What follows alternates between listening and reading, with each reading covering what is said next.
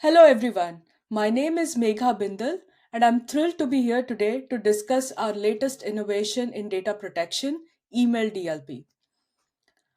Outbound email poses a significant risk for organizations, leading to numerous security incidents and data breaches. Recent statistics highlight that severity of this issue is extremely high. A recent survey revealed that 91% of organizations experience security incidents resulting from outbound email data loss within the last 12 months. According to data security practitioners, 65% of them consider email as the most vulnerable channel for data breaches. In addition, over a quarter, 27% of data loss incidents are attributed to malicious insiders. Now, it's important to understand what are the primary causes for email data exfiltration. The first major cause is work related incidents where employees intentionally send sensitive data to their personal accounts. This could be due to various reasons, such as accessing the data outside of work or for personal use, which poses a significant threat to data security. Accidents also contribute to data exfiltration, where employees mistakenly send sensitive data to incorrect recipients. Human errors, such as selecting the wrong email address or misjudging the sensitivity of the information, can lead to unintended data exposure. Another cause of data exfiltration is personal gain, where employees take sensitive data with them, and when transitioning to a new job, they want to use it for competitive advantage or exploiting the information for personal benefit, posing a severe risk to the organization's data security. To address this need of securing corporate email, we are excited to deliver real-time email DLP solution as part of our Zscaler data protection architecture. Data exfiltration can occur through various exfiltration points, and it is crucial to have a unified approach that addresses multiple data protection channels, including web, endpoint, public cloud applications, SaaS applications, private applications, and email. Zscaler now covers all DLP channels with a single product, allowing organizations to benefit from a comprehensive data protection solution. This means that, regardless of the vector used, our unified data protection architecture ensures full coverage across all major data exfiltration channels. With Zscaler Email DLP, we empower organizations to protect their sensitive data effectively. By consolidating data protection needs into a single platform, our customers can manage all their data protection requirements in one place, which can help them replace legacy solutions in their environment. This unified approach simplifies operations, reduces complexity, and eliminates the need for multiple solutions for each channel. Now, you probably saw this slide on the launch, and what I wanted to reiterate here was email DLP uses the same underlying architecture, and it is quick and easy to extend the Zscaler data protection solution to email now. You can easily add real time email DLP to existing policies and simplify operations with our unified incident management and workflow platform for all the channels. Let's understand the different approaches we have for email DLP.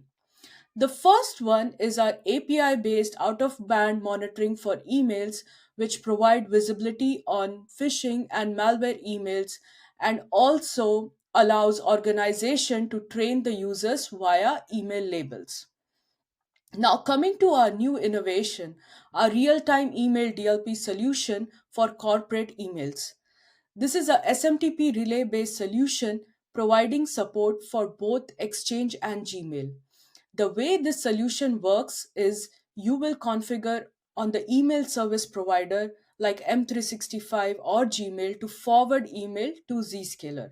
This is essentially done by connecting a Zscaler smart host, which is a SMTP relay.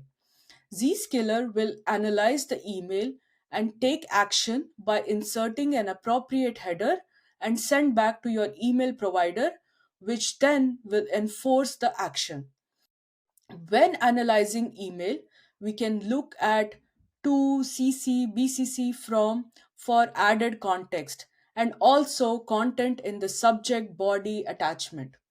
There is a very flexible policy definition allowing you to easily provide additional context like which domain this email is going to, which recipient this email is being sent to, and then perform per recipient based rule evaluation.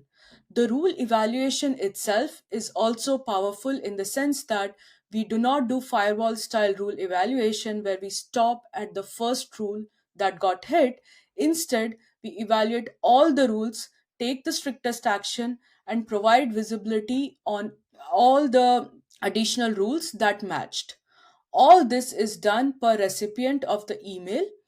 This solution is protocol agnostic, whether it's MAPI, SMTP, or other protocols. It easily integrates with your downstream hops like MTA. So, with that background, let's take an example and see how Zscaler DLP works. So, user sends an email that contains sensitive data.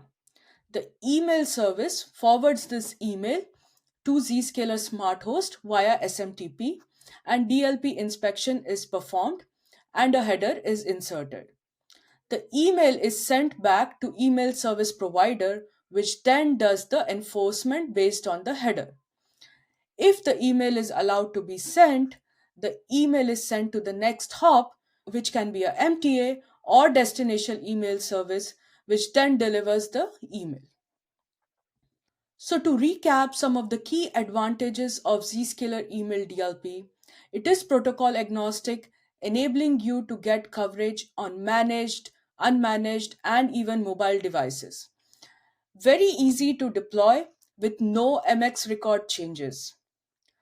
The solution is built on flexible policy definitions, allowing you to easily manage exceptions and granular policy evaluations, allowing you to get full visibility on the sensitivity of the data per recipient. Last but not the least, you get to leverage the unified data protection architecture with single UI and reusable data protection elements like AIML discovery, dictionaries, engines, incident management, and workflow automation across all the channels. Let's see the demo live in action. In this example, user Adele is from Contoso Electronics. For this organization, Zscaler.com is the data security vendor and they regularly exchange information, but the sensitive email should be encrypted. Also, they have a partner domain, dataparity.net, but they want additional approvals before sending any sensitive information. A sensitive email should not be sent to personal domains like gmail.com. Admin has set a policy to encrypt sensitive email being sent to zscaler.com, quarantine sensitive emails being sent to dataparity.net, and block sensitive emails going to gmail.com. Now, Adele is sending email with sensitive attachment containing confidential credit cards and SSN number. Let's see what happens when Adele sends the email. So you can see that the email that was sent to gmail.com user was blocked and the sender received notification explaining that the information was sensitive in nature and that's why it was blocked. The zscaler.com user did receive the email but encrypted. And the dataparity.net user, let's see what happened to that. So that email was not sent yet and it is in hosted quarantine for the administrator to review. Now, for the administrator, if they want to see what was happening with this email, they can go in the logs and they are able to see all the details. For example, per recipient, which was the rule triggered, what was the action taken, what was the severity, and then all the DLP details, file name, who were the triggered recipients, which tenant it was, dictionaries, engines, and so on. In addition, if the administrator wants to view all the details around the attachment, they can do that. Now, if the administrator wants to see all the DLP incidents, this email DLP solution is also integrated with our Zscaler workflow automation, providing a single pane of glass for all your DLP incidents, whether it's email, inline, endpoint, etc. So they can review and do automation on the DLP incident itself. Now, for a complete visibility of what is happening on their email tenant, uh, we provide a robust email security report. So, in this example, you can see that there were 18 emails that were analyzed that had 8 sensitive information. You can see that in this email security report, we give you information on how many emails were analyzed, how many emails had sensitive information, and so on. And then you can also view the trends across incidents by domain, action, severity. And if the administrator wants to view the drill down, for example, they want to understand what kind of sensitive documents are being sent on gmail.com and who are the top users, they can do that. And they can also, after this drill down, go to the logs to view the corresponding transaction. Now, let's switch gears into how these policies are created. So, outbound email policy work on the same framework as our web DLP, endpoint DLP, and so on. So, if you are using any of these components, this should not be anything new to you. Now, let's switch gears on the policy framework itself. So, if you are used to creating policies with our web DLP, endpoint DLP, this is exactly the same framework. And let's review one of the policies. So, in this case, I have created a policy for encrypting PII emails. So, you can see that I have selected US PII engine. We provide match criteria specific to email, like, for example, where the content location is. I can select any, or if I want a specific policy for email attachments, email body, email subject, I can do that. In addition, we have different match criteria for file type, users, group, department. And if you need to have a policy specific to a particular domain that the email is being sent on, like for example, Zscaler, in this case, you can attach a domain profile. And if you need to do any kind of allow list or block list for specific recipients, you can have email recipient profile. Now, in this case, I am doing a action for encrypt and then saving it. Now, if I want to give exceptions on this rule, it's very simple to do that. You can provide added context, like who is the specific user that needs to be in the allow list, and then provide different match criterias, like for example, only for a particular DLP engine, and if the content location is in, let's say, the body of the email, etc. So this, in this case, I'm giving an exception to this Gmail user only if the engine has credit card number. Now, let's understand what is this allow list and block list. So you can do allow list and block list in two ways. The first one is using domain profile, where you can list out the top domains that you want to block. So, for example, in this case, I have created a domain profile containing custom domains like dataparity.net.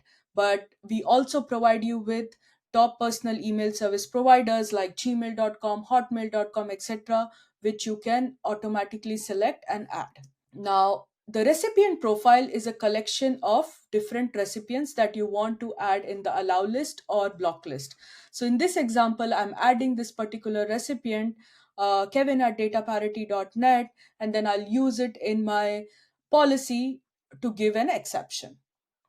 So, this was a workflow of how our email DLP solution works live in action. To learn more about our email DLP solution, please go to the URL on the screen.